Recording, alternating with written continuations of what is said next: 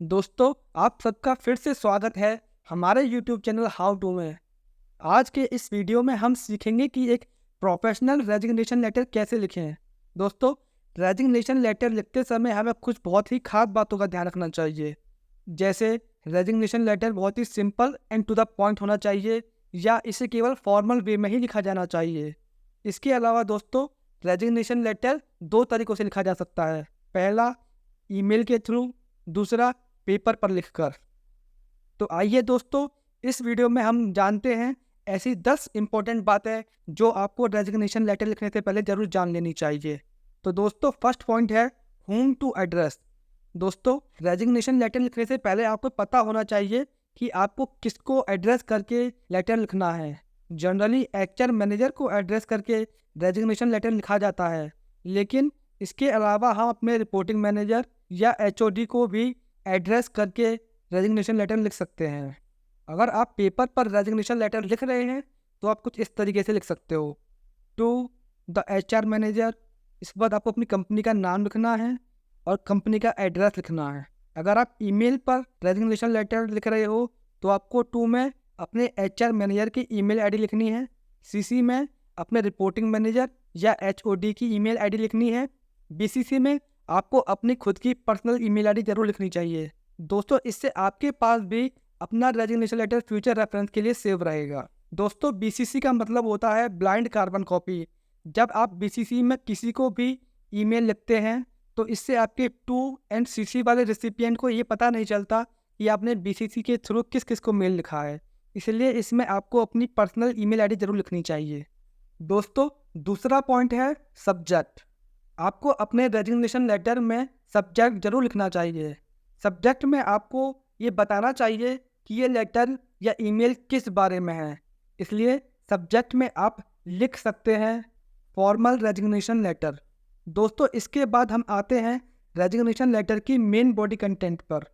जैसे मैंने आपको पहले बताया कि resignation letter short and to the point होना चाहिए, इसलिए तीसरा पॉइंट है mention your current designation in company and resignation date. दोस्तों, इसमें आपको बताना चाहिए कि जब आप रेजिग्नेशन दे रहे हैं उस समय कंपनी में आपकी डेजिग्नेशन क्या है, और आपको ये भी बताना चाहिए कि आपका रेजिग्नेशन किस डेट से कंसीडर किया जाएगा।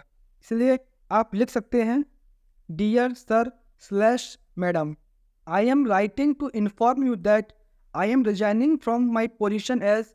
यहाँ पर आपको अपनी डेजिग्नेशन लिखनी है। एट, यहाँ पर कंपनी का नाम लिखना है। इफेक्टिव फ्रॉम, डेट, यहाँ पर वो तारीख डालनी है जिस दिन से आप अपना रेजिग्नेशन लेटर कंसीडर करवाना चाहते हैं। दोस्तों, चौथा पॉइंट है रीज़न फॉर लीविंग।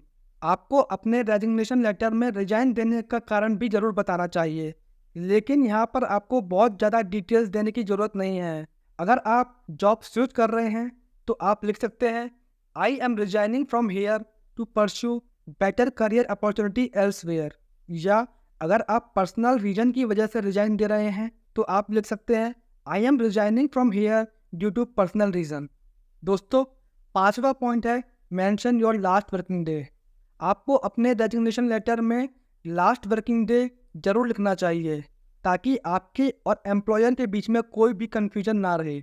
इसलिए आप लिख सकते हैं my last working day would be, और यहाँ पर आपको वो डेट डालनी है जिस दिन आप कंपनी छोड़कर जाना चाहते हैं। छठा पॉइंट है show your gratitude towards company.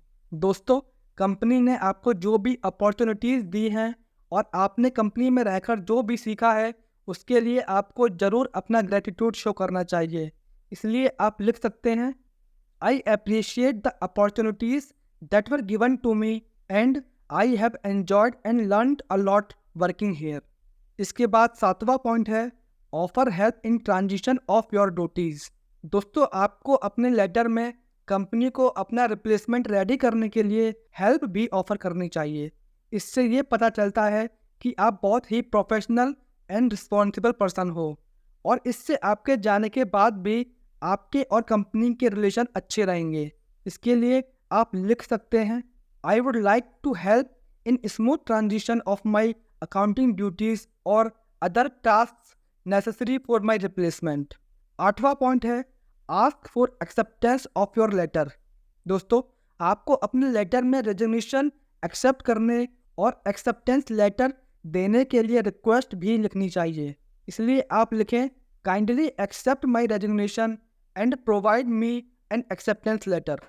इसके बाद 9वां पॉइंट है आस्क फॉर नेसेसरी डॉक्यूमेंट्स। दोस्तों, आपको अपने रेजिग्नेशन लेटर में अपने सभी इंपॉर्टेंट डॉक्यूमेंट्स की मांग भी लिखनी चाहिए। इसलिए आप लिख सकते हैं you are requested to provide me all necessary documents such as relieving letter, experience letter. दोस्तों, 10वां और लास्ट पॉइंट है give best wishes to company and provide your contact detail.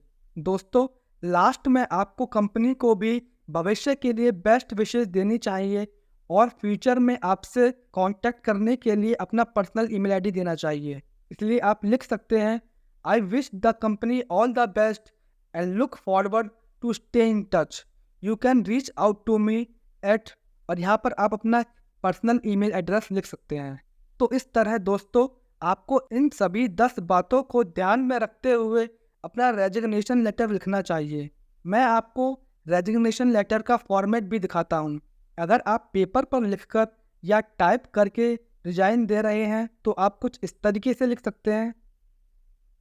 अगर आप ईमेल के थ्रू रिजाइन दे रहे हैं तो आपको इस फॉर्मेट को फॉलो करना चाहिए। तो दोस्तों, आज के इस वीडियो में बस इतना ही। ऐसी ही और इन्फॉर्मेटिव वीडियो पाने के लिए हमारे चैनल को सब्सक्राइब करें।